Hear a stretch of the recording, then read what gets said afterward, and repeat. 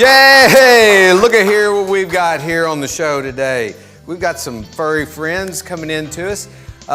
Hey, good day, Paris. How is everybody today? We've got a big show planned for today. A lot of moving parts, a lot of fun, a lot of energy. Got some friends here with me.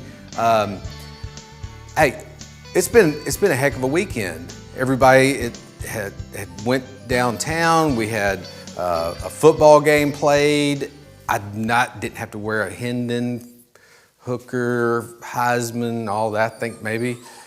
Don't feel bad though. Whenever the first college football rankings came out, guess who was the first number one? It's Mississippi State. We had Dak Prescott. We thought he was going to win the Heisman, all that. And then we got beat and our dreams were crushed. I know how you feel. Oh, also, defense does win championships, by the way. You gotta remember that. And Henry County, our Henry County Patriots advanced to round 2. They went and whooped Dyer County. I think it was 42 to 0 at halftime, and ended up, I think, 47 to some change, or 49, something like that. This week, the Patriots are at home again against Portland. I don't know how Portland's in this thing. We already beat Portland by like 50, so I don't think they scored a point. But yeah, go ahead, give it a try, Portland. We got you. So, hey, we went this weekend. We had the Downtown Paris Association had their open houses this weekend, and we went and ran around. Here's some of the running around that we did. Oh yeah. Found some snow over there by Jack's Java, and it was just a winter wonderland over there. And these two nice little girls decided to come in with me and trying to coax them into the snow. They weren't real sure. I didn't have a beard on, so that I guess they didn't figure I was Santa Claus. But I had some. It's not asbestos either, by the way. I gave this whole story about, the original Wizard of Oz, the snow that they made was actually asbestos, but it was my favorite snow. It was all fluffy, kind of build up on your body. But look, there's Jameson. He's such a good sport. The CEO of Jack's Java. And look, right at the beginning of the night, Miss Terry, she found a $1 bill and then she went and spent it. Look, we went over to Jack Jones, got a punch. The producer has a dry sense of humor, but very good punch. It was a lot of fun. This is where I went through my whole explanation of the, see, I'm testing out the snow everywhere that I go. And yeah, lots of fun stuff there at Jack's. And we made our way all the way around the downtown area. Got to see quite a bit. Everyone was out shopping. And those were great, by the way. Those Eiffel Tower chocolates, very good. Got our passport stamped. You go around, get your passport, and go to all the stores and get free. I think at the end you get free goodies, but a way to promote everything. Got to see a lot of people. Jameson's granddad there, he was a lot of fun. So yeah, lots and lots of fun there downtown. And it got extended. The Downtown Association extended their open house this weekend. This weekend they're going to have the 615 house, I believe, is what the name of the group is. It's going to be in performing. So, hey, it's not over. They come on down, come to Paris, Tennessee, and get around the downtown business, a beautiful downtown area. And, I might put a microphone in your face and while you're out there shopping, eating, and everything. But sitting beside me is Jason McCord with the Henry County Sheriff's Office and at the animal shelter, and he has brought to us today a couple of furry friends that they've got out there. How are you doing, Jason? I'm doing well. what have you got here for us today? This would be Edgar, and over behind me is Ellen. Edgar and Ellen. Now come bring Ellen over here. They're spunky. Yes, they are. And so these puppies, these babies here, are homeless, except at your shelter. They're living with me at the shelter, along with about 20 other ones. Along with about 20 others. Now, how are they adoptable? Yes, everything I've got is adoptable. Everything you have. So, hey, no, you can't eat that. Don't do that. No. Ellen is just energetic. Yes, she is full of it. How can look at Ellen. There she is. She calmed down a little. Oh, Ellen, look. Hey, say hi to everybody. Say, hey, have a good day. Oh, did you see her? Oh, she is a sweetheart. Oh, no, not in the face. Oh, there you go. Okay. So tell us how people could come about and pick up, drop off. Tell us a little bit about the shelter. Shelter is open Monday through Friday, 8 to 4, every day. I'm there most of the time. I still have to answer calls, so there's times that I'm not there. It's better if you call before you come out, just to make sure I'm there.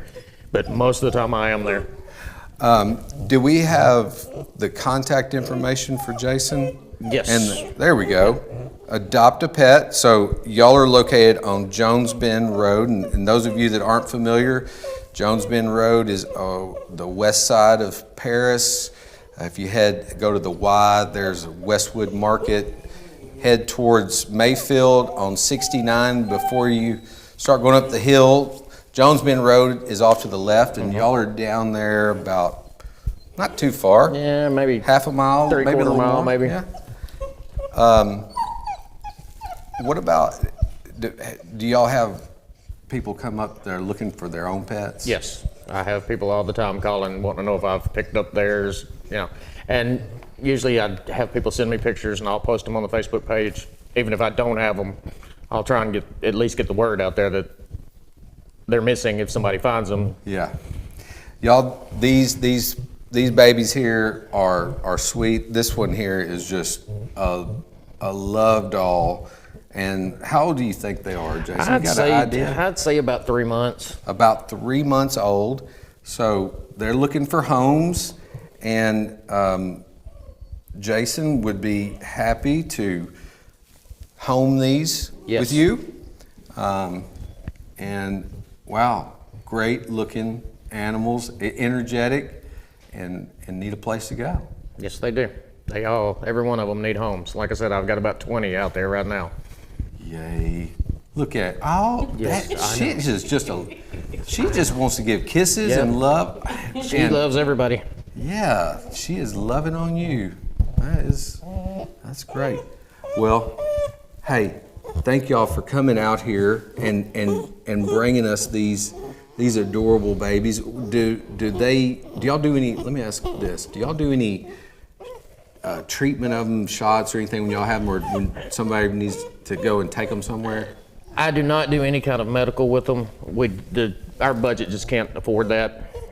Okay. So I take care of them as best as I can with what I've got to work with. But no, we don't do any medical, anything like that. Gotcha. I do. Y'all feed them? Yeah. And we always need dog food if anybody wants to donate. And the Moose Lodge here in Paris is actually doing a dog food drive the month of November. Okay. So where would if they were wanting to donate, do they bring it out there? They can bring it to the shelter. If you're affiliated with the Moose Lodge, you can take it out there and drop it off. Okay. Either or, but bring it to the shelter whenever you want to, that's fine. Any preference? Dry dog food? Dry dog food, and I don't care what brand. Don't care. All right. Well, there's a Give a Dog a Bone dog food drive for Henry County. The food drive will run through November 23rd. Donations, bulk order dog food can be taken, and that is at the Moose Lodge over at Dinkins Lane. So again, that's what you had mentioned, in memory of Lydia Hart. Yeah, that is good. Beautiful. Look at those puppies. That's a beautiful one there. And that's something we just got adopted. We took them out to the fairgrounds during the fair and had a booth set up, and those two right there got adopted. That's a great way to get a hold to, or get animals adopted. I hope these two get adopted. I believe they will. Somebody sees them out here on the show and will be in need of a home and get them.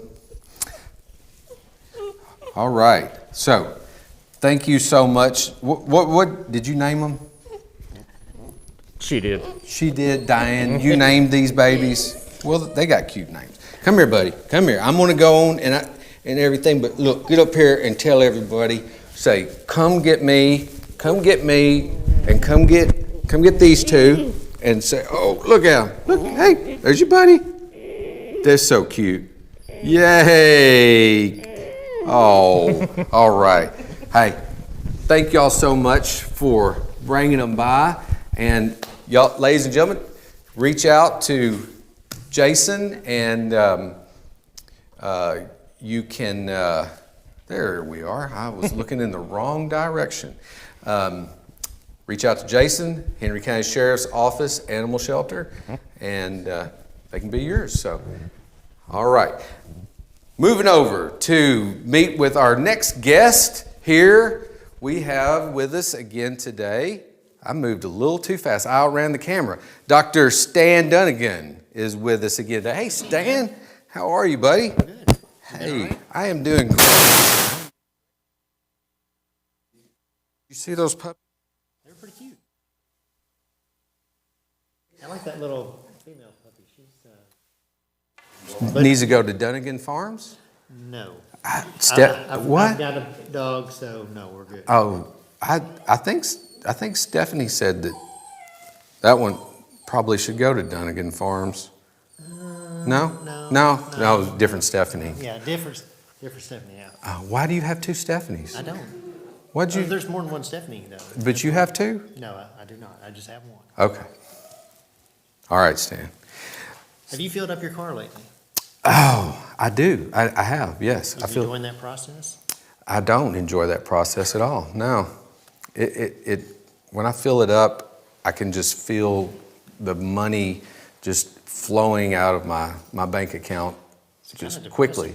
It is depressing, and I'm glad that at this point I don't have a diesel. There was a time whenever diesel was king, and people were wanting the diesel engine. Right now, it seems like diesel is on the upward swing. Well, the problem with diesels are great, very efficient engine. The problem, of course, is the price of diesel relative to gasoline. So, yeah, if you're like me and I've got a diesel truck, right now it's more painful. So a lot painful. What is diesel up at about over $5 a gallon? yeah, so I've seen it in Paris anywhere from I think I saw it $5.19 this morning on the south side, and anywhere from about $5.19 to $5.30 or so. Wow, and that's the high at diesel record was only about 30 or 40 cents more a gallon. Is that right? Somewhere in Usually there. it tracks a little bit. Well, are you talking about overall? Overall. Yeah, I don't honestly remember because I hadn't had a diesel truck for very long. Yeah. So this is I'm used to it being a high $2 range. Oh, and then that's there was way higher than $2. Yeah. So yeah, it's caused me to rethink. Do I need to get a used car that gets better gas mileage? Yeah, I remember in 2000, right leading up to 2008, when a barrel of gas was up at, or barrel of oil was up at about almost $150 Well, I a think barrel, I think 135, yeah, something like 120s that. or so. Yeah. It was something like that. Yeah. And that's whenever I got my first hybrid, coming into around 2010. Of course, it had gone back down, but I was already changing my mindset because I didn't want to be stuck like that again in a position where I was beholden to that climbing gas price. Right. So I've As done much. the EV car. I've done electric car, and that was no fun. I'll be honest with you early on. But, what I have found in talking with people is they don't really get a clear understanding of where oil comes from and why. Drill here now. Well, or Isn't that it? or- It or comes so. from- Well, it comes from sand. Yeah, you should smell this. This actually smells is pretty that? good. That's petroleum from Texas. Okay. So this is Crude black oil, gold, Texas tea. Yep. Texas tea. It's kind of sweet, and West Texas oil is some of the best in the world. And so I made up this little mock-up, and so you can go. Basically, they're drilling down, typically anywhere from 3 to 15, 20,000 feet down, and then pulling, microscopic bits of oil from microscopic pores. Okay. And then if Kevin will go back to that original picture, image graph thing, imajiggy. There we yeah, go. so you can see when you have 1 barrel of oil, then you can only make about half of that will make gasoline. Mm-hmm. And then you take whatever the remainder is, and the distillates in that one, that's the diesel. And everything else then is derived from that, including plastics. Mm-hmm. And what we have kind of seen with diesel is that much of that process, which is a pretty messy chemical process, we've outsourced, and we've been bringing diesel in from other countries, including. When you say diesel, Yeah. so we're actually bringing in the Refined diesel fuel product. Yes. Okay. And so we've actually started bringing that in. I'm trying to think of the year.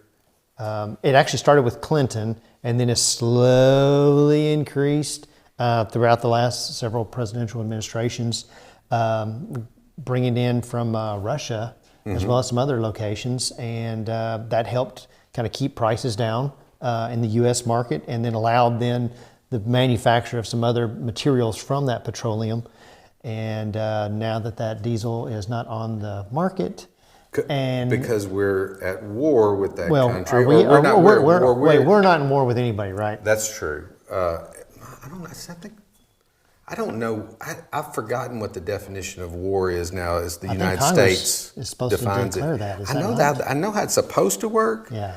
But the military has been out there quite a bit Yeah, for yeah. a lot of decades. Yeah. So, what I tell people, and people could fight about it if that's what they wanted to, but if you could allow Russian oil and Russian diesel back in, then your price would come back down. Period. It's a supply and demand, Right. is it not? Right. And so the price for this material right now in Europe and in Asia is way more than what it is here. And so now U.S. producers are seeing that it's worth the transport costs to send it to Europe or Asia because of the price differential. And I think I'm glad we're touching on this about where it comes from. Where does all of or a lot of our oil come from? So you've got a graph up here or illustration. I love this. So it shows basically that it scales all the countries based on how much total oil they have. And basically, like say Canada, this graph or this picture is a little bit out of date. Canada has about 170 billion barrels of oil. That's the GBBL. The U.S., that number is also a little lower. It should be about 47. But you can see the big players are Venezuela and Saudi Arabia. Most people have no clue that Venezuela has way more oil than Saudi Arabia. Wow. And that number, 300 billion barrels, is probably, it's not a low end, but there's probably more there. So do they not have the infrastructure in place in Venezuela? The government, there's reasons why Venezuela is not a huge exporter. So with Venezuela, they basically kicked out non-Venezuelan oil companies back, who was that dictator? Back during about 15, 20 years ago? Yeah, I can't remember his somebody. name. Somebody. Anyway, one of the dictators had kicked out ExxonMobil and all the rest of them and nationalized the petroleum products, and all the drilling and production went way down. And so what's funny is Venezuela, because their oil is most similar to Canada, and this is actually good for the U.S., it is very difficult to process and very expensive to ship. So even though we're kind of, economically and politically against our government is against Venezuela. They ship we're their only customer. They don't ship it anywhere else in the world. Wow. So Well, I we should say have we're the their only process. major. So you said that it's difficult. So it's Yeah. difficult to refine. Yeah, it is. Their oil is, so this is easy to process. Theirs has not been buried as deep. And so Mother Nature did not do a lot of the refining process. And so it's akin to a black solid. Like Atari. Yes. Not Atari video game, but Yeah, a a tar tar. substance. Yes, and that's what the Canadian oil sands or tar sands are like that too. It's much more expensive, energy intensive to process into petroleum, to go from almost a semi-liquid to a solid to what you want for like the Texas stuff. Okay. In terms of having something, so that chart that you put up there just a second ago that showed all the countries Right. and the amount of oil that they have doesn't necessarily equate to the fact that they're producing or that they're even in a position to distribute or ship. Right. And I think that's a weird dynamic because that graph or that concept that Saudi Arabia has all this oil and we should make friends with them or we should play with them or we should trade with them as a trade partner. And I think globally we should trade with everybody unless there's, they've got some sort of an issue but that we don't agree with. But in terms of, we don't need all of it. Do we? Yeah, we do. We need it all? We need the Venezuelan oil. We need the Saudi Arabian oil. But we don't need 300. What was that? 300 300 billion? No. We don't. We only and that's oil that's in the ground. They Right. know where it's at, and they can't extract it. But it's going to take a long time to extract it. And so, the Saudi Arabian oil, most of their oil goes to the Middle East. I mean, I'm sorry, Asia. Asia, And so, yeah. but you can see on reserves, that's oil that where we know where it is. We're 10th. And what I always tell people is look at that list and count the friends that we have on that list, solid allies. And I would say there's one. There is. It's, Canada. Yeah. I always talk about our friends to the north, and we are very fortunate to have those oil reserves there. These are some numbers that I got, and they're 2021 numbers from the U.S. Energy Information Administration. I Yeah. think a lot of you this reference a lot of that. Yeah. It said that in what we import, the part of the oil that we import, we get about 62% of our import from Canada and about 10% from Mexico. So about 72 combined from two other countries on the North American continent. Right.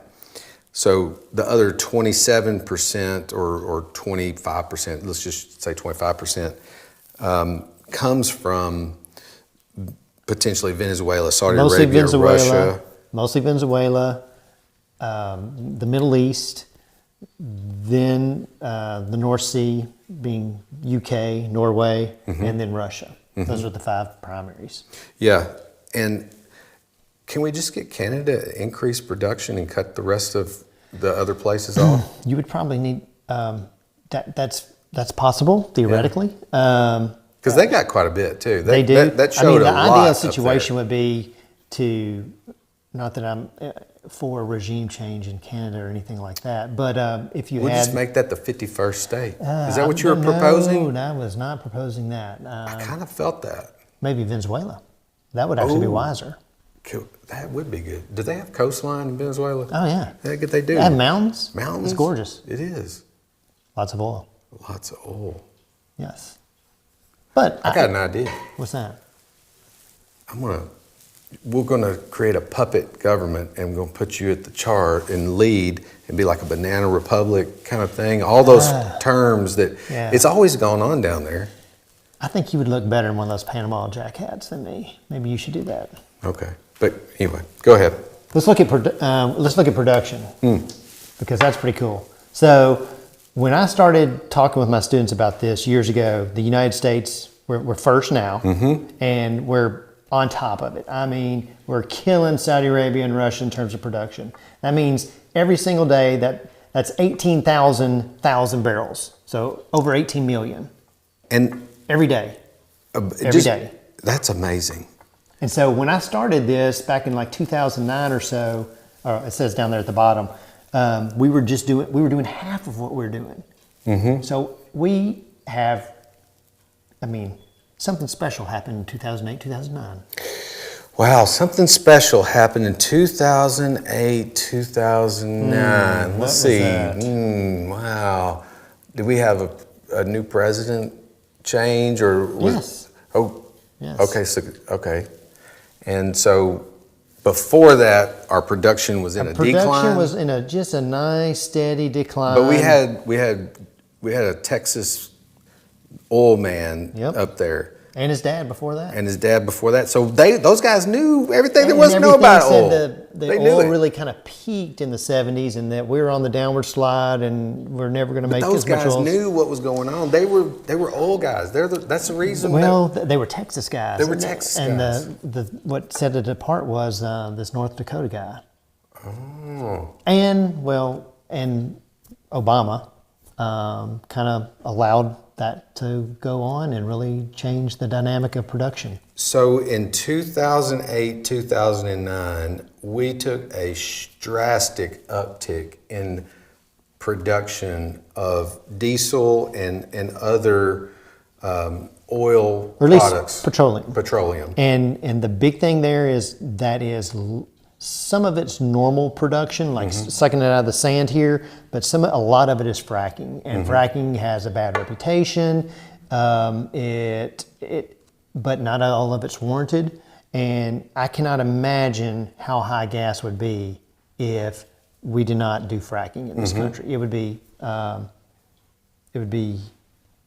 I just can't imagine how high it would be. Well, we cut out transportation costs right off the bat. Anything that we do here, right? So but there's a little bit of an offset, a lot bit of an offset, I would say, in terms of if we are producing here and we don't have to have the transportation costs associated and tariffs and trade and all the other things that intermingle with the cost. It makes a lot of sense if we can produce more here. So we're really good at production. We're a little bit better at consumption. We're really good at consumption. I saw your truck. Yeah. That thing consumes a lot, doesn't it? I'm sure it Come does. on. It's I did see when the McCords came in, I think they came in a nice little Subaru. Yeah. And I was thinking, I wonder what kind of miles per hour they a give lot. that. I bet they're bumping 40. I wonder if I adopted those puppies, if I could get that Subaru. But consumption, if you look at that, we're on top. That's fine. Oh, we're and winning. My numbers are a little cut off the side, but we're within. We produce 90% of what we need. Yeah, we do. And so whenever you hear a politician talk about energy independence or dependence, whichever side they're talking, most of the time either they're lying or they don't know what they're talking about.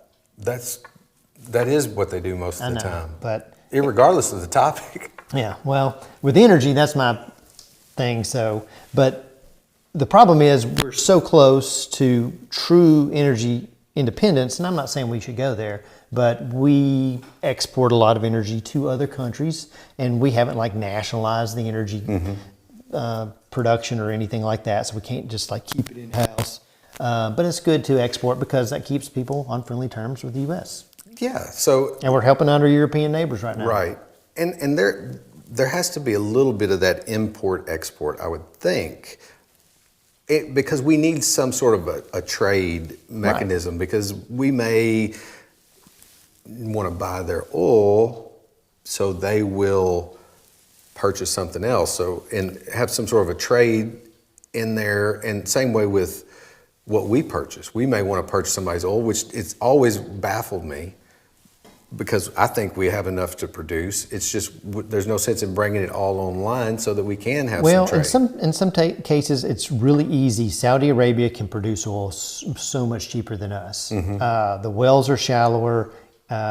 Even though the oil is not quite as high quality as West Texas crude, it can be extracted real cheap. And so oftentimes it makes a ton of sense for them to extract it and then ship it halfway around the world to us to refine.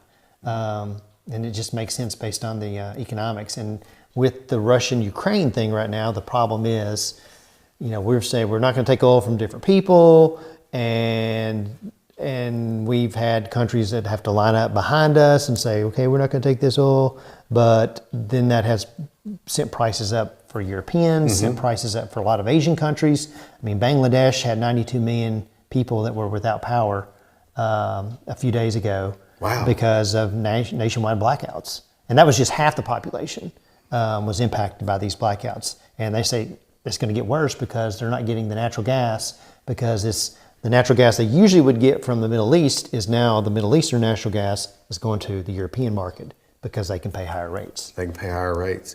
How much of the energy has been disrupted, do you think, because of that war in Europe and globally? It's changed things significantly. I'm not that up on the politics and the economics of this, but I know the Russian ruble is where it was before the war. The sanctions that we have on Russian gas and oil have not impacted them, in my opinion, significantly. It's impacted Americans and the rest of the world much more significantly. So the question is, why are we doing that? I would question the legitimacy of that policy as to why don't we open up to Russian products and gas. The Europeans will be happy. The price will go down as more is on the market, and Russia will be making less money. Right now, Russia's making as much money as they were prior to this, just in different markets. We've just excluded ourselves from the market. Yeah, we have. We've excluded ourselves, and I agree with you. What real impact have we made? Whenever I look at the numbers that I had, Stan, we imported 3% of our oil. Yeah, it was a minor. It's thing. minor. But- now for the Europeans, it's a big deal. Yeah. I understand Yeah. that. But that is a little off topic on the politics of that. But we are making up that market loss, and there was a significant market loss with the lack of the Russian oil going to Europe, and that because they were the biggest recipient of Russian oil. I noticed something as I was doing a little bit of research, and I've always been curious about this, is our U.S. military. And I've joked with you some about our markets in the world and our place in the world, and I think our military, kind of keeps everything in check. But they consume a tremendous amount of energy. Our military, based off of what I saw, is the largest consumer of petroleum by themselves.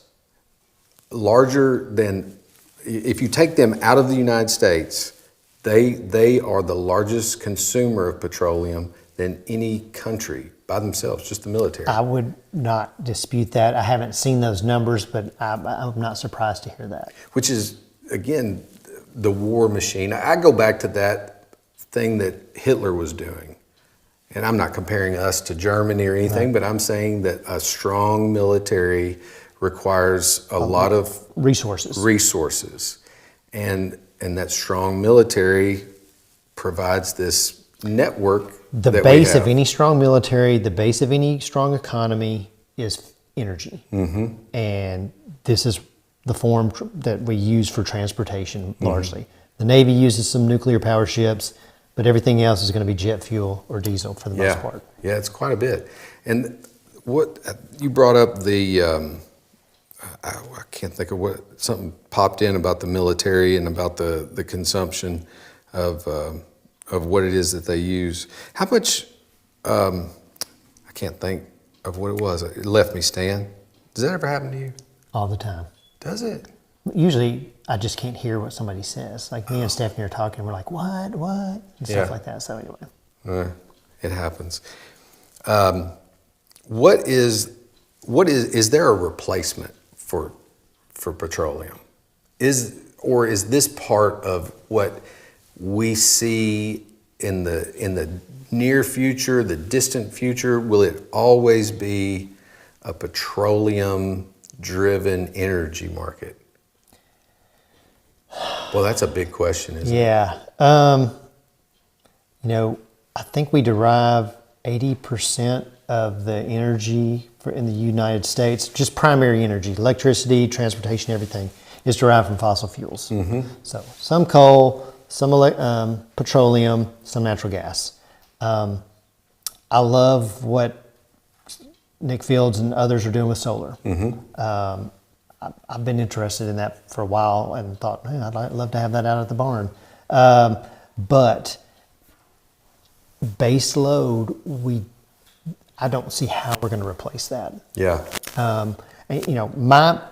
My hope with the problems that we're having with energy right now is that somebody in Washington will decide to quit fighting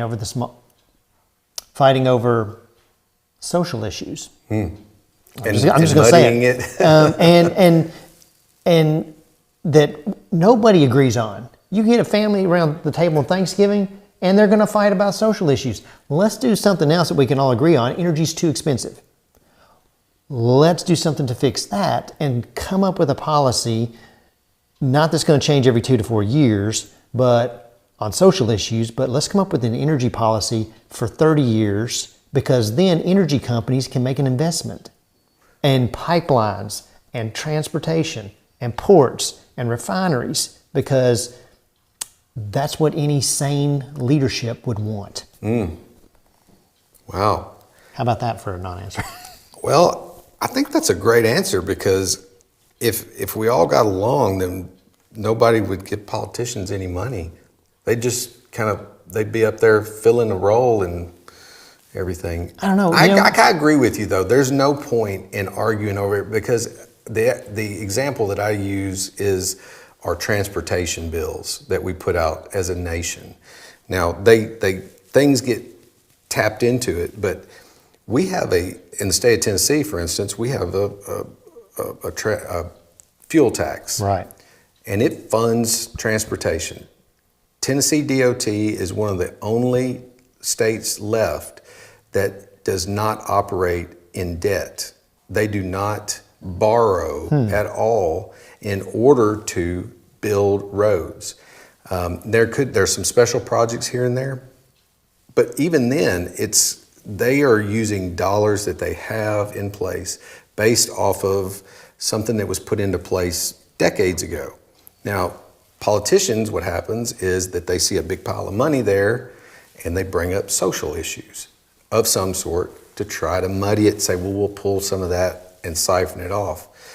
And it happens at the federal level. And if we could get together and quit bickering about, like or the just drill agree here. that I think you're totally wrong about issue X, but let's together work on Exactly. what we need to do. For example, the whole East Coast is undrillable. I mean, you can't even, not only can you not drill it, but you can't look there. You can't drive a ship over and remotely even look at the rocks. What? What is that? What do you mean? Is this a barrier? Is this something in place? This is a policy, legal precedent. A legal precedent precedent that presidents have put in place, as well as Congress has said, thou shalt not look for oil off the coast from Maine down to Florida, period. Well, it's because there's a big pile of it down there.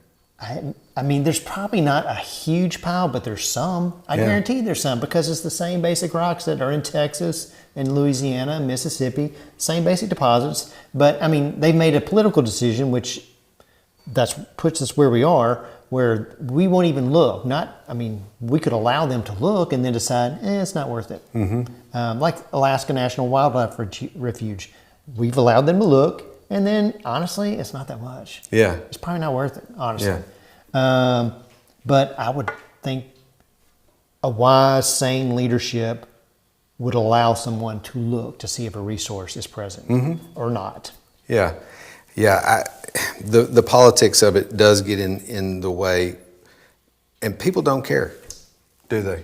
Well, I I would don't say think they that people genuinely don't care. care until they're filling up their car and it's costing them $40 and it used to cost them $20. And then they confuse social Then they want to fight issues about back dumb stuff. dumb stuff. Well, maybe not dumb Maybe- stuff. maybe not it's dumb to important to them, them, but it has no Doesn't has have any no bearing. relevance to what's Right. going on there. Yeah. And it's okay to disagree on the social stuff, in my opinion. But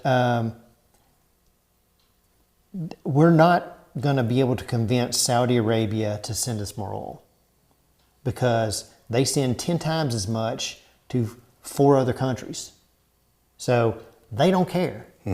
I mean, when we say, you better do this, I mean, they're probably laughing in the background, no matter who's president, because we are one of their smaller customers. Right.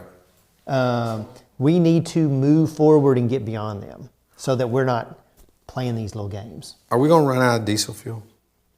No, That's what they say on TV. I don't believe what they say on TV most Really? of the time. No. That's what they're saying. Well, I mean, it's going to go Who up. says that though? I don't know who's. Why that's do they crap. say that? To scare people. Really? Yeah. Why? Because they're mean. I think it's so they run out and buy it at $5 a gallon. Probably. And I mean, I don't know why they say the things they do, but oil or diesel, we're shipping a lot to help out our European allies, and that's not helping things. The most likely scenario is that it's going to go up in price. No, Yes. it's going to keep going up. Yeah. I'm not going to make a price prediction, no. Well, it makes sense though, because the demand is not curbing, and if the supply is limited, it would Right. continue we were talking, I was talking with Kevin beforehand, he's like, we've had decades and this hadn't been a problem, but at the same time, when you and I were growing up, when we were little, there were like 260 million Americans. Now there's 340 million. There's 80 more million of people. They're not all driving cars, but we've increased production, but we have got to have a plan. I mean, we do have to have. you're an engineer. Plans are Wait important, a minute, right? hold on. Oh, I thought you were putting all this off on me. I was going to say Ricky Bobby had back up now. Don't wish that evil on me. Plans are nice, right? Yeah, they are. I agree with you. What if and you that's want what to I was build a talking road or a about. building with no plan? What kind? We'd be an architect. That's what I'd be. Oh man. Oh, but I agree with you, Stan. A plan, and that's why I referenced the transportation world, because the transportation world does operate more like that over a longer period of time, and a small amount of money building up over a period of time for a common goal, which is maintain the transportation network. Longer time preference. Yeah. That is key. It is. It's key. Stan, the man. Hey, did I tell you? I forgot to tell you. I had Nick Fields on the other day. You, Yep. you were mentioning that, and of course, we were talking about solar and Yep. everything. And we got to talking about when would you need solar, what's solar good for, and everything. And he talked about in some sort of catastrophic event that it'd be good to have power, and you could maybe warm up a little bit, and if you've got power, you could invite your friends over, and Sure. they could charge up their cell phones and everything. I told him you were going to shoot me if I came over your house in some sort of disaster. Well, I don't think I said specifically I would shoot you, did I? I don't know. I asked if I could come over, and I told you just maybe don't come. is that what it is? I think that's what I said. Man, But if you want to, I'll run an extension cord out for me. Tell Nick to bring me some solar panels, and I'll send a cord out Okay, I can do that. to the end of Yeah. Gateway Road. All right. And oh golly, man, you got me way out there. That's a long way. No, you can come visit. Oh, good. Guilted you into that. I did. All right. Hey, Stan, I love it. Thank you for You're coming welcome, on. man. Glad to be here. That was good info, good insight. I hope that we were able to communicate a little bit of information, a little bit of insight to everybody, or at least get people thinking. Sure. Think about this. reach out to your leaders and say, hey, this is important to me. I'm tired of paying this money for gas. I mean, it's not going to end next year or the year after, but tell them that's important and to make a long-term plan. Absolutely. Ladies, gentlemen, Stan Dunnigan here, bringing us some information on energy, and sure going to have Stan back again to talk about something else in the future. Maybe we'll talk about another energy source. I'd like to get him on natural gas specifically because I think that's a big one for us. And with that, I'm going to turn it over to Miss Terry for our upcoming announcements. Miss Terry. Well, thank you, Patrick. Hey, welcome to Paris News Now. I'm Terry Lynn Keel.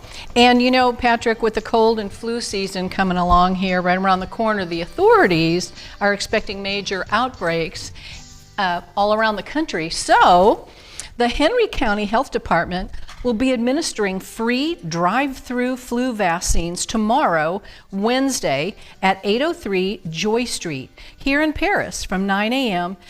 till, well, we're not really sure till, but for the kickoff of the Flu 22 campaign drive. So no appointments are necessary. Vaccines will continue to be free at the health department after the drive-through event has completed. And the downtown Unwrapped Christmas event continues the rest of this week with the Passport to Christmas all the way through till December 10th. I believe I did see Patrick starting his passport the other day, so be sure to get out there and get yours and get shopping. And just the other day, you actually got yours, Patrick, at Jack Jones. I'm so proud of you. I got to get out there myself. Other great events are scheduled as well, so be sure to check out the calendar posted all around town and on the Downtown Paris Association Facebook page. With all the leaves collecting around our streets, I'm sure you're looking for a way to dispose of them. The Paris Public Works Department will be picking up leaves on an as-needed basis. So to be placed on your pickup list, simply text 731-333-9584 or call 731-642-0473. They'll make quick work of it for you, but you do still have to rake your yard yourself. Sorry about that. Anyway, also, the Lifeline Blood Services is celebrating 75 years of saving lives, and the Blood Mobile will be here in Paris one more time this month, Friday, November the 21st. I'm sorry, the 25th. And that's the day after Thanksgiving at Joe Mahon Ford next to Lowe's from 11 a.m. to 4 p.m. So get on over there. Give the gift of life this holiday season. There really is no better gift to give. And don't forget about the special offer still going on at the Parisian Movie Theater. Every Monday throughout the month of November, the admission will continue to be only $5. And if you go, please be sure to thank them for this very special Thanksgiving gift. Also, don't forget to send us any email if there is an event or important news story that you want us to cover, or if you have any other information you'd like us to share, or a suggestion for a guest to appear on the show. But mostly, we want to see your submissions to the Great Mullet Challenge Championship. Tell your friends and spread the word and send them to gooddayparistn@gmail.com. So that's it for my news, and it's back to you now. All right. Thank you, Terry. Lots of stuff going on. I forgot to mention that earlier about the Mullet Championship. I ran into those two fellas at Lowe's parking lot and had that hair just a waving back there. All I had to do was just say, hey, I like your mullet. Boy, they stopped. Let me take a picture with them. And I told them the good part. The winner gets to be in the fish fry parade next year. Gonna put them up on a convertible, let them get up there and just wave at everybody as they go down. They'll be the first ever Good Day Paris mullet champion. I'd put that on my resume. It's gonna be cool, it's gonna be fun. Make those submissions, join in. In the meantime, if you're not letting your hair grow long, the days are definitely getting shorter, looking for activities all around. There is so much to do in Paris, Tennessee, and I have the man right here beside me that can tell you. I have Mr. Tony Lawrence here. How are you, Tony? Good, how are you doing? Good. Thank you for coming on the show. Thanks for having me on. Tony is the director of the Parks and Recreation Department for the City of Paris. Correct. Is that the correct title? Yes, yep. Wow, that's good. That's good.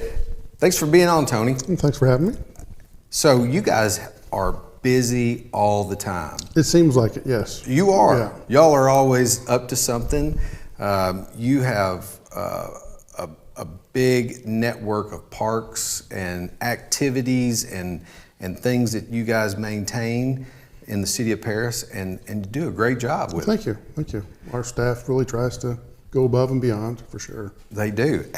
How many parks do you guys have? We take care of about 10 facilities within the city limits of Paris. Our big ones being Eiffel Tower Park, of course, McNeil Park, Augbert, and Johnson. We call our big four. And then we've got some other parks like McCaney Row and Porter Court, Washington Courts, and then the Civic Center, we include that in there.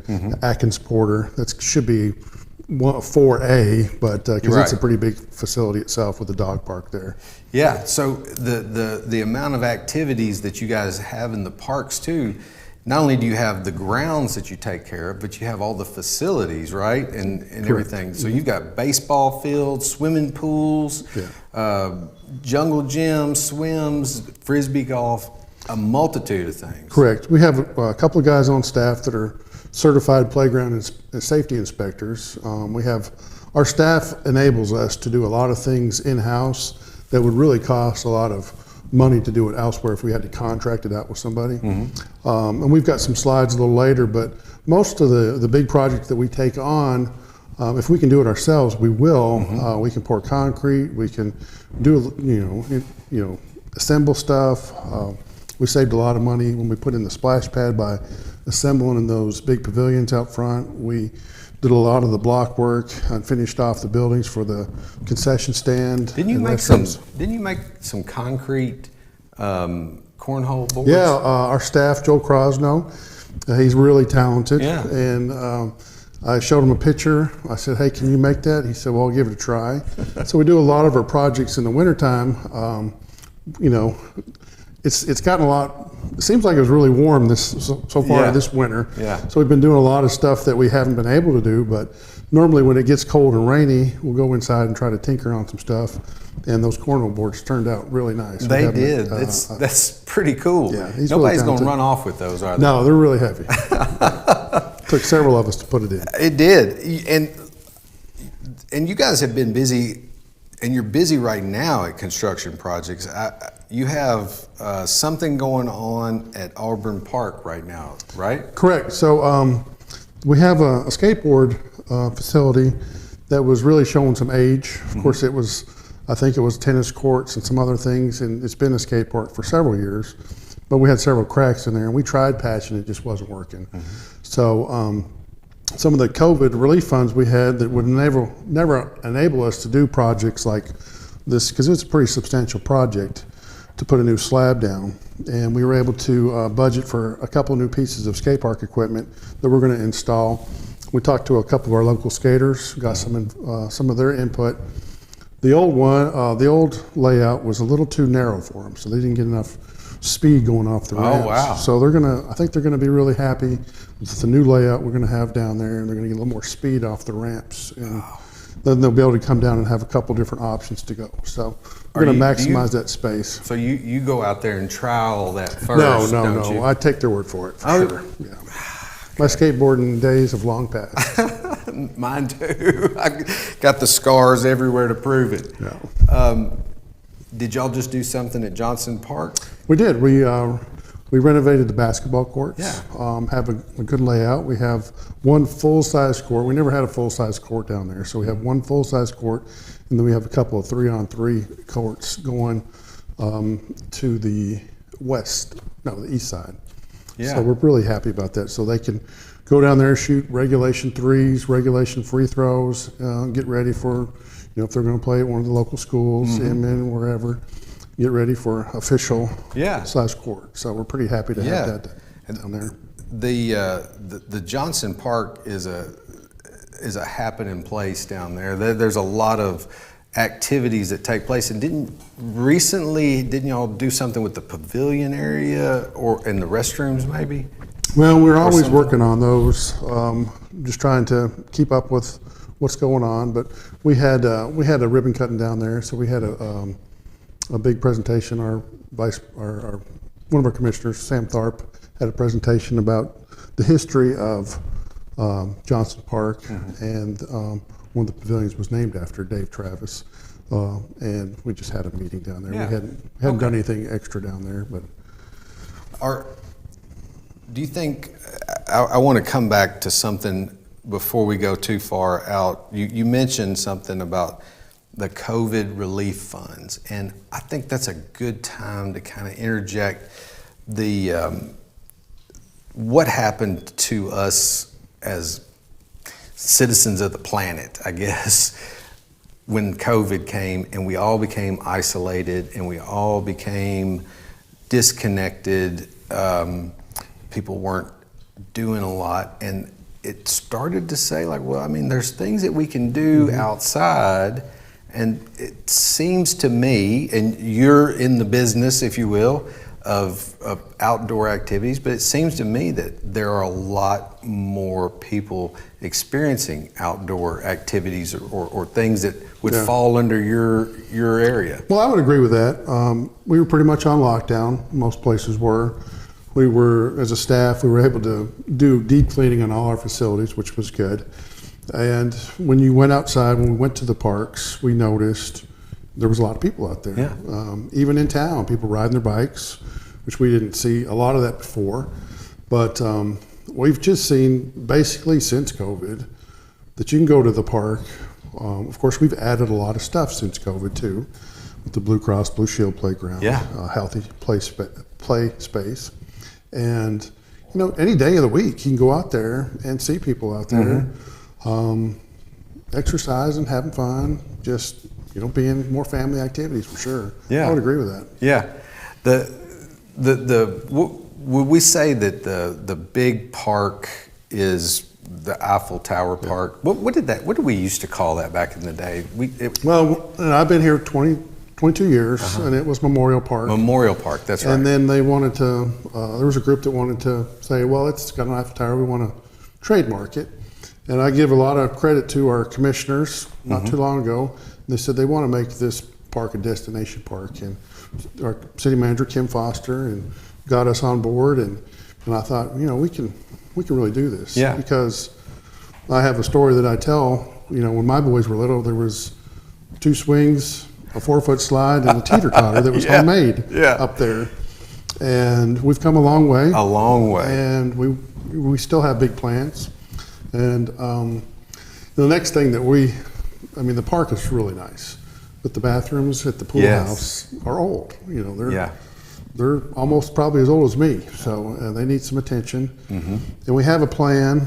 We're trying to do some facility studies, but we'd like to renovate the pool, bathrooms, facilities, and have a place where it could be a one-stop shop where we could check out pickleball equipment, disc golf equipment. Yeah. We have that at the Civic Center, but we have so many people come through that park.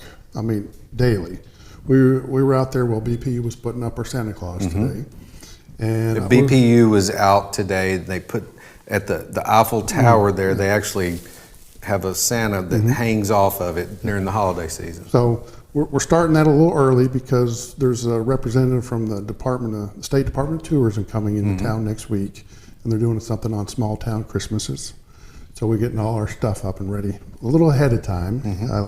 We're just pushing it a little bit. I like to be around Thanksgiving. So all of those people that are anti Christmas, now, why do they do this now? So we're doing that's it for explanation. Hey, we're doing it to show off a little bit. Come on, y'all, So give Tony a break here. We're going to be, one of the highlights of the small town Christmas. So that's my little 2 cents for that, because you know, I like to be yeah. a little closer to November. I mean, to Thanksgiving. But what was I talking about? I forgot. The putting up the decorations now and about the Oh yeah, well, we had the traffic coming in. the traffic. So we were out there maybe about 45 minutes with him, and I saw no less than 5 people stop, pull in, out-of-state plates, take their picture.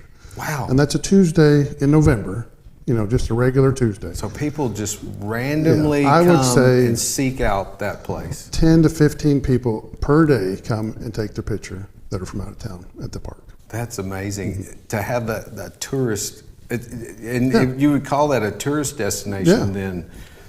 We talk to people all the time that route their trip to come to Paris to take, you know, the picture there. Wow. And they're going somewhere abstract. That is Yeah. very, very There's neat. so many unique stories of people from other countries coming. It's amazing, the different people coming through there just to take their picture. Yeah. And y'all have that original Eiffel Tower and the base and everything. Y'all have made some improvements around there. So we're fortunate to have great partners and people make donations. Lowe's made a donation. They provided all the new brickwork up there. They've made several donations to the dog park. We've had people donate to the Splash Pad Pavilion, the Athenadelphians. Just you name it, people are wanting to be associated with that park, and we're doing good things, and they want to be part of it. Yeah. And we appreciate any donations we get from anybody. How big of a donation would I have to make to where like I could have like my own day on the Eiffel Tower? You know, like, We'll could have get to my talk own about that colors? off camera or something. Okay.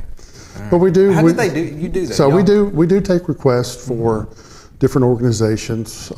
State had one last week. They wanted it teal. I think it still is teal. And we get a lot of mental health awareness, domestic abuse, you name it. We'll do 3 days in a row for you if it's open, and they just contact me at my office. If we can make that request happen, we'll be glad to do it. Like do it maroon for Mississippi State? Would we do I that? don't know if we can do that. I think we got it blocked off for orange for the rest of the Saturdays in this year. That's not good, Tony. Yeah. Well, I mean, I don't have anything to live for. it should have been red after last weekend. Oh, I wouldn't. Red know. for Henry County, though. There we go. Yeah, there we go. That's a good follow back Yeah. up. There's a lot of people that don't know. Oh, there's your. What is that we're looking at? Okay, so that's the Blue Cross Healthy Play Space.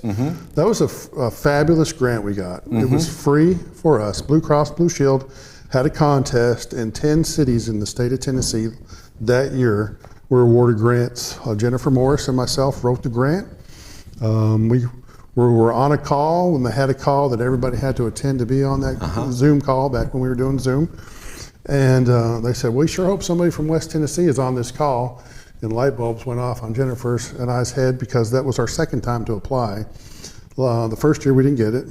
The second year we got it. Now everybody's calling us, how did you get the grant? Because they want to have that.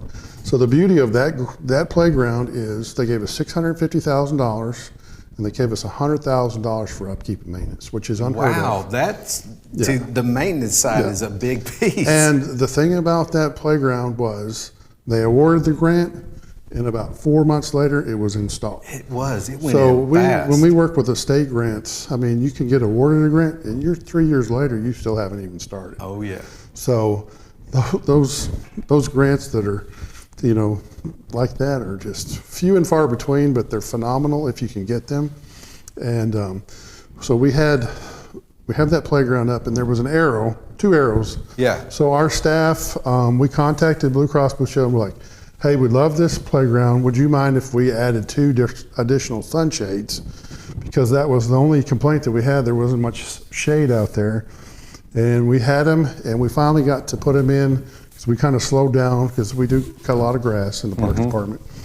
And so we were able to put those up. We were planning to put them up the week of fall break, but we realized there was like 40 or 50 kids there every day, so we decided to push it back a week. They were there for, you could have paid them or something. You give them some So suckers. they'd everything help. we do, new installation has to be handicap accessible. So our staff is really handy. We formed up new sidewalks, a new concrete pad, and we're in the process of getting some more picnic tables that kind of match blue Yeah. and black picnic tables that kind of match. So we're excited to have those sunshades. And every time I've been through there this week and last week, there's been people underneath those. Yeah. So we like to see that happen if we put a new project out. So the next slide is free Wi-Fi. The Leadership Henry County class of last year decided that their community project that they want to do was to provide free Wi-Fi in Eiffel Tower Park. So they're actually having a ribbon cutting tomorrow at 11 in the park to celebrate that. So That is very cool.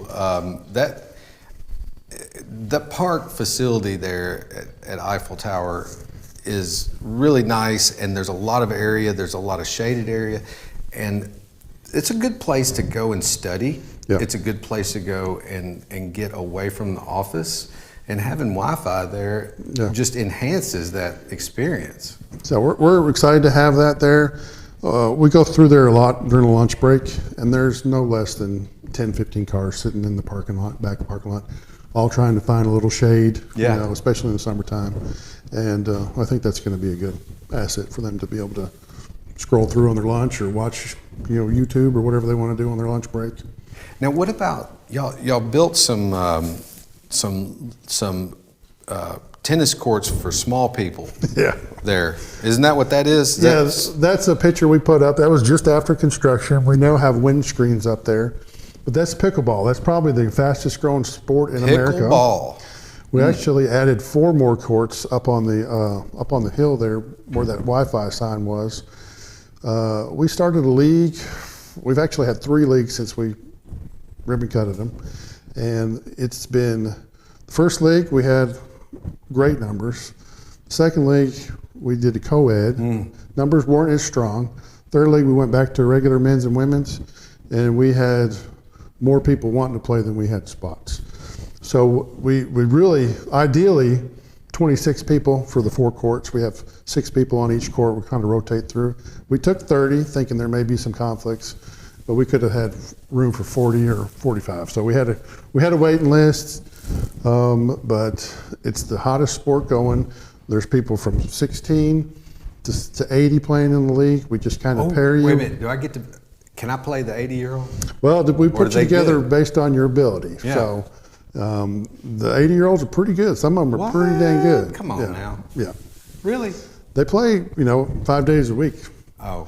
They're probably They're stomp me, playing man. all the time. Yeah. So we've seen a lot of success, and their performance is really, a lot of them. When we first started the league, there was a couple people that slipped and fell, and we were like, "What are we doing?" And now these people are really good. And I won't name names, but some of them have really gotten good. Wow. It is a fast-growing activity. I was walking through Green Hills Mall in Nashville, and in the middle they have a pickleball court in the mall. Oh, really? Yeah. In the floor there, they have an outline, and I guess they play pickleball in between shopping, or I don't know what they're doing. It's just one, but yeah, it is a fast-moving, fast-growing. Are y'all putting up something here on the court square? The tree and everything. We're Is that putting up you? our Christmas tree. Yes. That's the parks. So we decorate the downtown fountain park is what we call it. It's pretty good name That for is. it, right? I like how you do that. Yeah. Where's it at? Downtown? What's Downtown it got here? Fountain Park. It's kind of like the Eiffel Tower. Yeah, exactly. I see how the naming convention goes. A bunch of men up there. Yeah. So we have that. We actually added an extension. This will be the 3rd extension we've added to that tree. So this is going to be the biggest tree we put up there, and it's taken us 2 It's days. beautiful. It's taken us 2 days to put it up there, and we should be finished tomorrow. That part, that corner there has been transformed over the years to be an amazing asset to the downtown and to Henry County, really. It's truly impressive. In fact, Shannon and I got married there on New Year's Day. Remember that, Shannon? You don't? Yeah, she doesn't regret it. But I don't think, no. So that's a real inviting area when you see that with the nice grass we have. Yeah. So. You got restrooms there, also a little pavilion. It is. It's a nice place, a good spot to. Do we ever have anything performing there? We haven't done it in a while. I think the performers think it's a little loud because there's a lot of traffic. So the idea was to have some performances up there, but just the amount of traffic through there wasn't really conducive to. People were honking at us while we were getting married. Yeah. And it was. We got several honks today when we were putting up the Christmas tree. Did you? Yeah. Any whistles? Were they whistling at you? Well, I don't know if they were honking at us or James Hart on the corner. So. One of you. It was. There's a lot going on. Yeah. A lot going on in Paris. What's on the horizon for Paris Parks and Rec? Well, we're always looking to expand. We have some ideas to go across Eiffel Tower. We call that Eiffel Tower Extended. Pretty good name. That is good. Okay. I like how you do that. So that's we've got our little trout pond over there. Yes. We'd like to make that more accessible. We've talked about putting a boardwalk around that and doing some more like a low ropes kind of, outdoorsy type. We have a lot of kids come down from Paris Elementary, walk, use a splash pad, use the park. We'd like to do some kind of stuff out there, maybe a playground, somewhat in the woods, and then the bathrooms at the pool. That would be our two big ticket items. Yeah. Of course, always enhancing and upgrading. We're always up for that. Well, Tony, you do a great job. Well, thank you. The city of Paris does a great job at providing facilities, the leadership at the city. Yep. That you operate under their direction, and they give you the I guess the freedom maybe. Yeah. And you do a great job. Thank you. Yeah, we're Great job. blessed to have good commission and an excellent city manager for sure. Yeah, absolutely. Thanks so much for coming on. Hang right here. I am going to move up and over, and I am going to go over and to our next guest and have a conversation with Miss Angie Gallimore. Oh, Angie, I've been sitting a little bit over there. I got to get up and move around.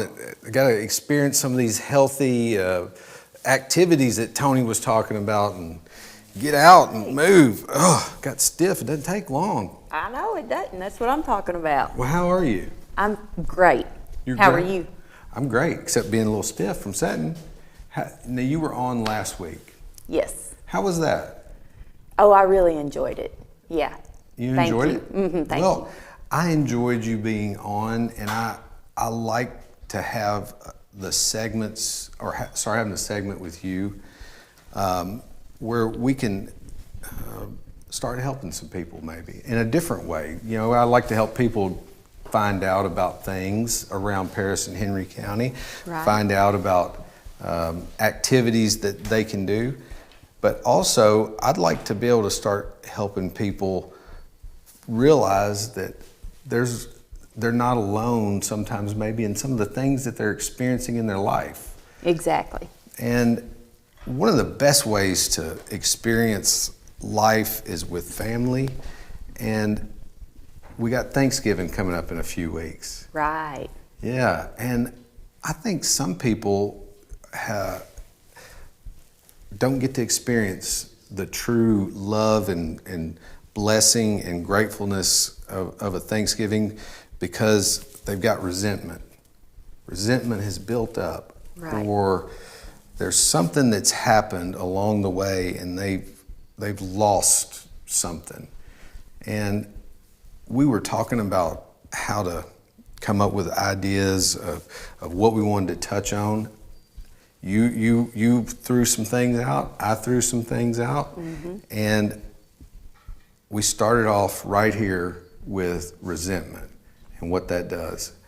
Talk to me a little bit about resentment and how that feels and where that might come from for somebody. Well, a lot of times we have expectations of others, unmet expectations. And most of the time, people don't even know that we have those expectations of them. And so then they do not do what we're thinking they should do. or they do something totally opposite because they just don't know. We didn't communicate what we wanted, Right. what we expected, and so we're let down, and we start making all these things up in our head about why we think they did or didn't do whatever. And a lot of times, if we would just talk to people about issues. Now this has to be something big. This has to be big things that happens to people. It has to be traumatic, right? I mean, that's where resentment comes from. It's something big has to happen, right? It could be something little, and Like what? Like not picking up my shoes? What? yeah, Oh, maybe. No. You pick up your shoes all the Me- time, I'm sure. Yeah, so that I do. probably isn't something like that. No, not little things like that. But No.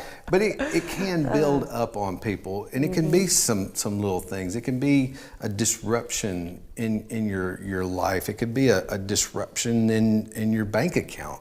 There can be lots of things that cause people to retreat and Right. and withdraw. And a lot of times, we feel left out of something sometimes. Maybe everybody else got told about something and we didn't. And we think it was because people have something against us, or they don't like us or something.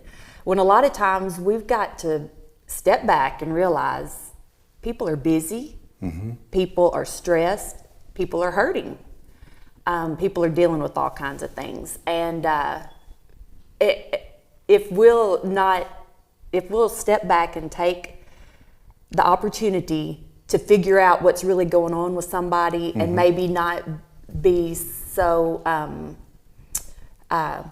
hard on other people whenever they make decisions. Do you think the people we're closest to that happens with a lot? Yes, that hurt us. Yes. Because there's people that, there was parties that I didn't get invited to younger, and I hadn't forgot, but I'm good. But no, those things aren't really hanging on me. There are some things from my youth that I can look back on and have something there that probably pulls me down. But really, it's the people that are closest to us that we tend to, as you said, the expectations. I didn't manage my expectation properly of what that outcome was going to be. I had it in my mind that I would come into a situation, and that there would be birthday cake and candles and there'd be a surprise party or something, and it didn't happen. So it doesn't have to be necessarily what we would think of like a hard trauma event, but it could be our own expectations weren't managed properly. Right. And so with this time of year, what happens is, like you said, a holiday's coming up. A couple of holidays. Yeah. And instead of people being grateful for the blessing of having family to be with, they're dreading it because of whatever situation is going on in their mind. And then sometimes there's legitimate things that do need to be dealt with. And so whichever it is, if we need to clarify with somebody a hurt feeling or whatever it is that's going on, or if we need to forgive somebody of something that actually did happen, and they may not ask for forgiveness. It may not be that. People don't always ask for forgiveness, but if we don't just forgive people and release them, then I've heard it said that they're living rent-free. They've got a rent-free space in your mind, and they don't even know they're there. I got a timeshare just like that. Yeah, exactly. The person, we're all wrapped up in something in our head that we think is wrong, and that person has no idea. Zero. They don't even know that you're thinking about them or nothing, and we're just all tore up. But we don't know that we have tomorrow. We don't know that we have the next holiday. And this is a good opportunity to make peace with other people, at least in our heart and mind, even if we can't personally with another person, and then be able to enjoy each other. Absolutely. And that's where we want to try and apply the help. And I was talking with Angie about this concept of helping people have a better Thanksgiving. How can we do that? You know, we could volunteer, we could deliver turkeys, we could do a lot of that, but I was thinking about the people that don't want to even be in the same room with their own family, and what is going on with the resentment.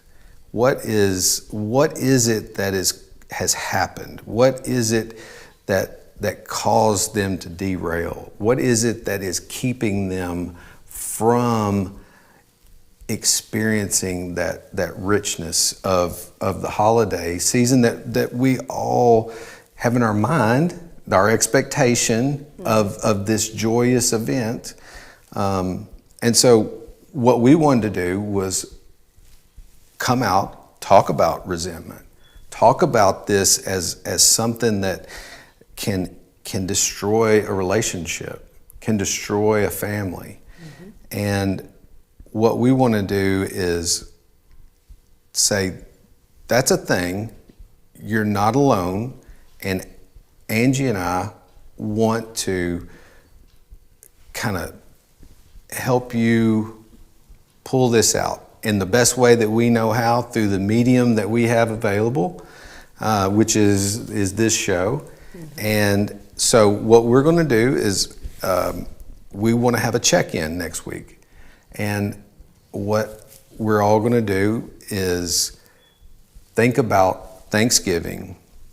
Think about the people that are going to be there at Thanksgiving. Think about the reason why you are uncomfortable. Think about the Thanksgiving that you're not going to. Think about the things that trigger you. And what you'll find is there's resentment there, right? Wouldn't you say? That's the thing. And so we want to we want people to start thinking about it and identify that resentment. And we'll start talking about that next week, about how to begin to address that resentment, some steps, some practices to put into place so that maybe somebody can have a more pleasant Thanksgiving. Right. And something that I would like to know from people is a lot of families have, like, let's say, here's the grandparents. They've got these children, 4 kids. Everybody's been divorced. Everybody's remarried. Everybody has more families to visit during Thanksgiving. Absolutely. You know? And so a lot of times, a lot of the stress and resentment comes from people feeling like they're left out on the holiday. That's right. But we've got Wednesday night when people get off work. We've got Thursday. And don't make everybody do every meal on one day. Oh, you know my what gosh. I mean? We got Friday, Yeah. we've got Saturday, we've got Sunday. That's right. We've got the weekend before, we got the weekend after. You know what I mean? If people will kind of let go of that, making such a big deal about the one day and take the opportunity that they have to enjoy their family. And so that's one thing I would like to know. If somebody who has really held on to that for a long time decides that, hey, I'm going to give that up and I'm going to reschedule mine to another day to make it easier for my family in general, then I think that would be cool to share. Absolutely. And that's what we want to get with people and put that out there to say, there's lots of people like you that are in the same situation, that, not you, but you out there. There's lots of people that are disrupted and for whatever reason. And I think that's a great one. Trying to have everything on that one day, and if you don't have it on that day, you're not having Thanksgiving, you're just having a big meal. You know, no, you're with the people. You're with the people that you love, or the people that you were intended to be with. Just where it falls on the timelines, just a little different. Right. What we'd like for you to do, so that we can check in, is email us at the studio some thoughts. You don't have to. It doesn't have to be elaborate. And if you want to participate, what I'm going to do is I'm going to come up with the things that I resent.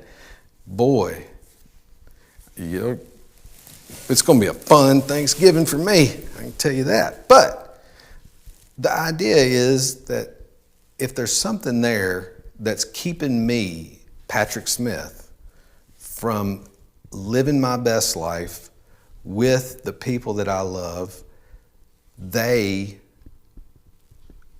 will be happier because I'll be happier. So what we'd like to do is do this with you. Email us at killmedia@gmail.com, or if you're on Facebook, go in. You can find Angie and I on Facebook where we're tagged on tonight's show.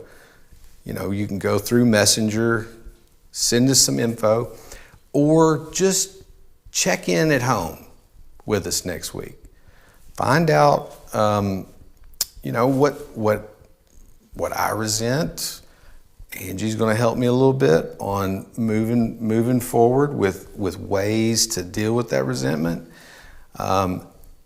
We'll address some of you guys' ideas, some of your comments, some of your things that you're going with, that you're struggling with, because in the end, if one person out there can put something aside, whether it's past trauma, politics, you just disagree with your family on issues, if there's, you know, some sort of a feeling out there that has caused a wedge to be put in your life that's made you withdraw or caused bitterness, we want to try and help you. That's what Yes. we want to do, isn't it? Yes. It's what Angie's going to do, isn't it? That's what we're going to do. Oh, yeah. Yeah, that's what we're going to do. So it's just our way of trying to reach out and connect. And like I said, resentment is real, and it comes in all shapes, forms, and sizes. And this could be a first step for a lot of people.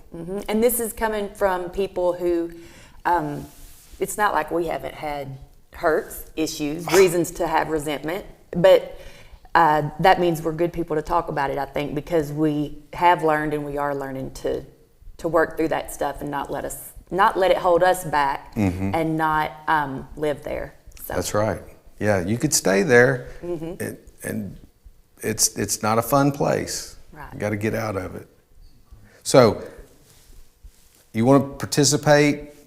It's free. Just there's nothing to it. We want to hear from you. We want to be a part. Go ahead and you can email us your thoughts, your issues. Now, we're not licensed therapists or anything by any stretch of the imagination, and under no circumstances do we clarify that we're not. But we just want to show you that we have gone through things. We're continuing to grow and develop and grow, and reach out. So maybe we can have more people have happy Thanksgivings. That's right. That's the goal. Exactly. Hey, you guys, thank you, Angie. Thank you, Stan. Thank you, Tony. Thank you, Jason. Thank you, puppies, for coming in tonight. It was a jam-packed night. We had a lot going on. And it's going to continue to be like this, y'all. We've got something going here in Paris. A lot of people are the hustle and bustle, the interest, and we want to make sure that you guys continue to have a good day. And what we really want to do is show you and help you have a great day. So tune in next week, and thanks for tuning in tonight. And again, y'all have a good day. Whew, that was a lot.